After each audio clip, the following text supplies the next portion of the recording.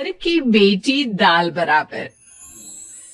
Anya dance करने में उस्ताद। एक स्टेप जो वो देख लेती तो हूबहू उसे उतार देती।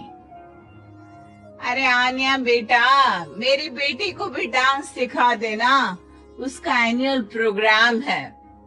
हाँ आंटी, क्यों नहीं। अब कल शाम उसको भेज देना, मैं सिखा दूंगी।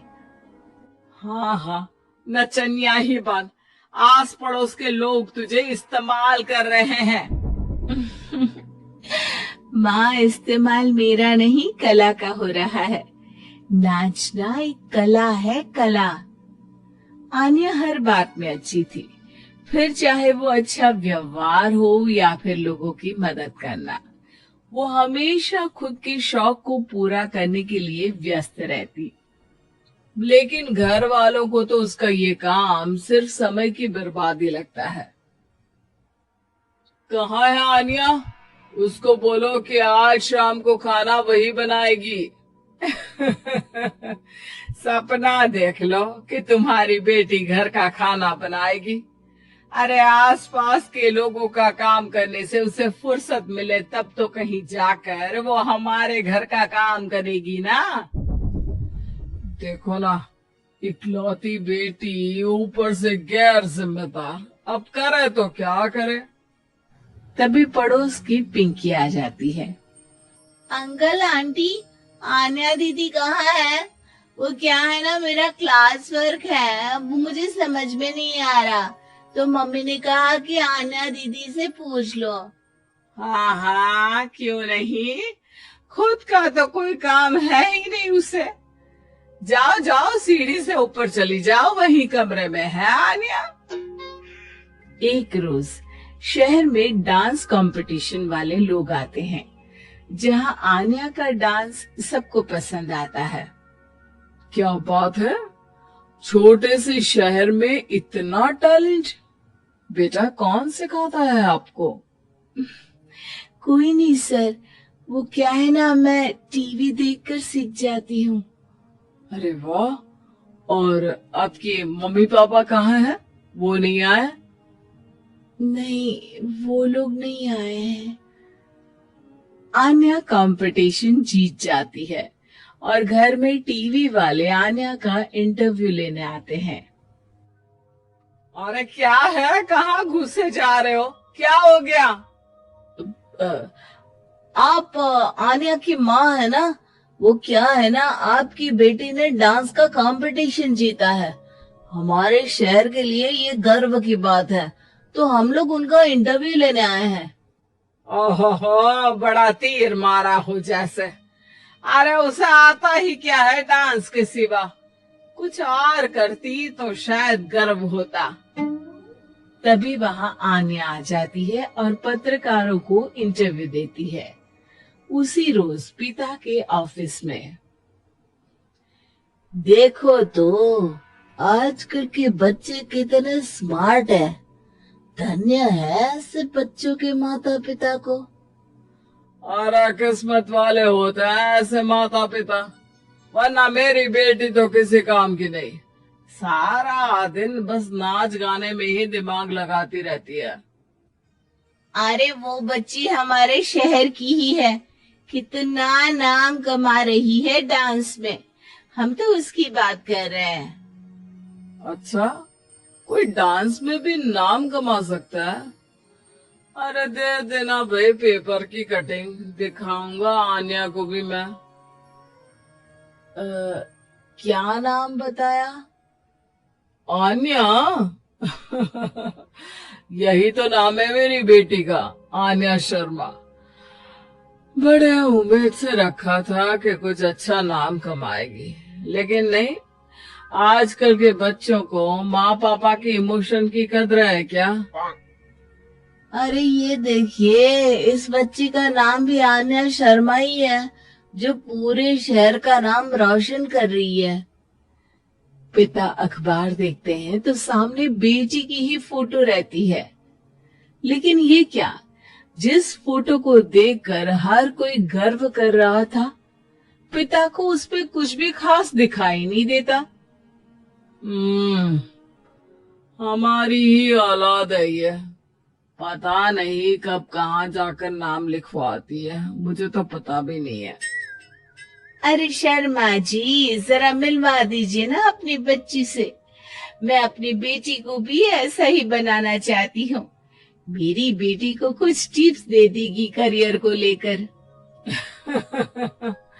अच्छा, ये दिन आ गया आपकी बेटी के, ले आइए कभी भी, लेकिन बाद में अफसोस ना करिएगा। सभी को आन्या के पिता की बात पर हैरानी होती है कि इतनी टैलेंटेड लड़की के माता पिता आखिर उससे चाहते क्या है। पिता घर आते हैं और माँ से कहते हैं, पता है तुम्हारी लड़की क्या कर रही है, या फिर ऐसे ही व्यस्त रहोगी हमेशा? अरे पता है मुझे, पर आपको कैसे पता चला? अरे कुछ पत्रकार आए थे, पता नहीं कहाँ कौन सा कंपटीशन जीत कर आई है।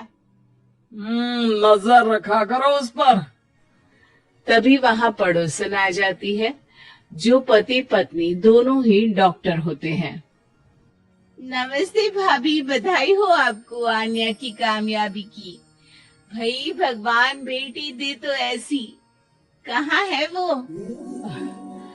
सच में आपको ऐसा लगता है कि भगवान ऐसी बेटी दे? तो ले जाइए ना अपने साथ, रखिए 2-4 दिन, खुद ही पता चल जाएगा। और नहीं तो क्या, सारा दिन करती क्या है, कहाँ रहती है, हमें तो कुछ पता नहीं होता, ना बताती है ना पूछती है। खैर देखिए, वो वक्त अब गया जब माता पिता बनकर बच्चों की परवरिश की जाती थी। अब तो बच्चों को साथ बिठाकर बात करना जरूरी है। वो क्या कहते हैं, बच्चे के दोस्त बने। तो क्या आप दोनों अपनी बेटी के दोस्त हैं? हाँ, बस अब यही बाकी रह गया था। खैर बताइए, क्या काम है आपको? वो क्या है ना, मैं और मेरे पति दोनों को ही इमरजेंसी कॉल आ गई है अस्पताल से। मेरी बेटी आन्या की अच्छी दोस्त है, तो मैं क्या उसे आन्या के पास छोड़ दूं अगर वो फ्री है तो? माँ कुछ बोलती उतने में ही आन्या आ जाती है। वाह आंटी, क्यों नहीं, मैं फ्री ही हूँ। आप निश्चिंत रहिए, मैं उसका पूरा ख्याल रखूंगी। थैंक्स बेटा। वो अपनी बेटी उनके घर छोड़ जाती है, जो आन्या की उम्र की ही होती है। ये क्या मजाक है आन्या, हम लोगों को सोना भी होता है और हर घर का अपना कायदा होता है। मुझे बिल्कुल पसंद नहीं है कि तुम किसी को भी घर में घुसा लो। धीरे बोलिए पापा, कैसी बात कर रहे हैं? अंकल आंटी डॉक्टर है, पता है ना डॉक्टर का फर्ज क्या होता है।